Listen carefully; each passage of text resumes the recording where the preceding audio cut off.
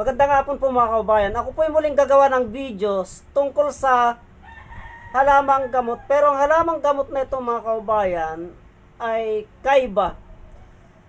Kasi patola po ito, patulang native. Patulang native po ito mga kaubayan. Ang ginagamot nito mga kaubayan ay yung almoranas. Almoranas po mga kaubayan. Ang tagal ko na ipinalabas ito noon dito sa YouTube at dito sa aking account sa Facebook mga kaubayan. Kaya lang natabunan na siguro yung videos na yon, kaya napilitan po akong maghanap ng halamang gamot ng patulang native mga kaubayan. At eto nga, nakachamba po ako ng patulang native. Kaya po ako bumili mga kaubayan. Kung nyo pong nasubaybayan yung mga videos ko na nagpupunta po ako sa mga lugar ng ating mga katutubo, ay ito po mga kaubayan, itong patulang native po lamang ang aking hinahanap. Ang ginagamot nito mga kaubayan ay yung almoranas. Almoranas po.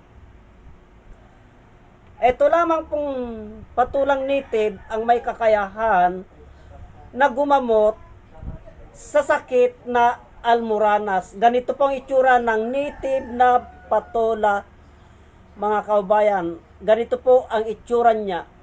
Hindi po pwede yung mga patola na mahaba, yung mga binebenta, yung mga bilog na patola. Hindi po pwede yon mga kababayan.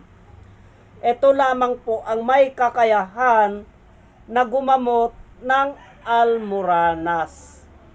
So, ang proseso po ng paggagamot ng almoranas na gamit po itong patulang native ay binibiyak po ito mga kaubayan. Binibiyak yan. Ito.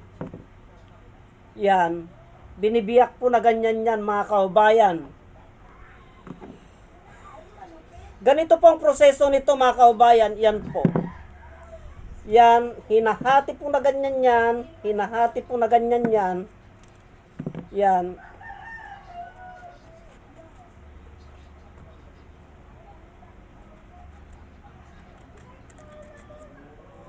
Ganito po ang proseso nito mga kaubayan. Pag nahati na po ito, ilalagay po sa takuri na ganyan.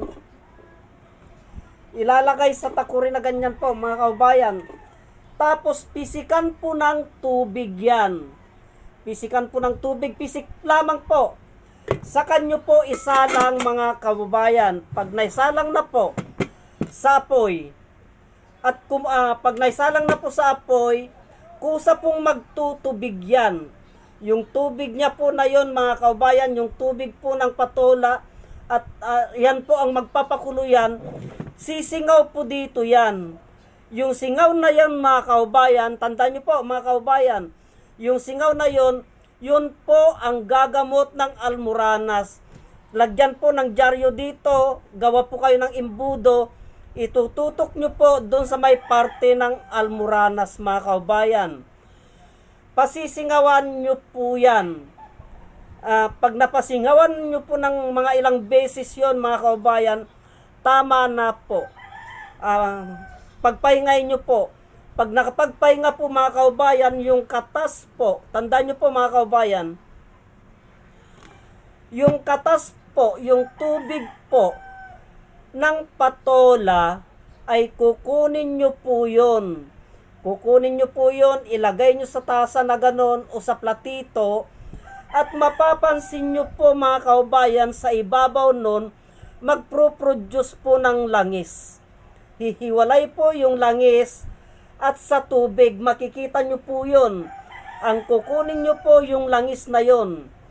Kasi po, yun po ang ipapahid nyo sa may almoranas.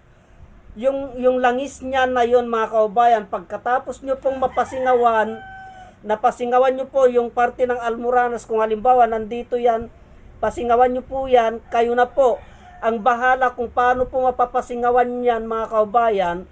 kontrolin nyo po kasi po pag babayang may almoranas baka sa iba tumama at pag lalaki naman po baka sa itlog tumama, maluluto po yun. Kaya kayo na po ang mag-control mga kababayan kung paano nyo po mapapasingawan yon. Ang gagamot sa almoranas ay yung singaw po ng patola. Yung singaw ng patola. Pag napasingawan nyo po ng napasingawan yun mga kababayan, ipagpahingan nyo na po.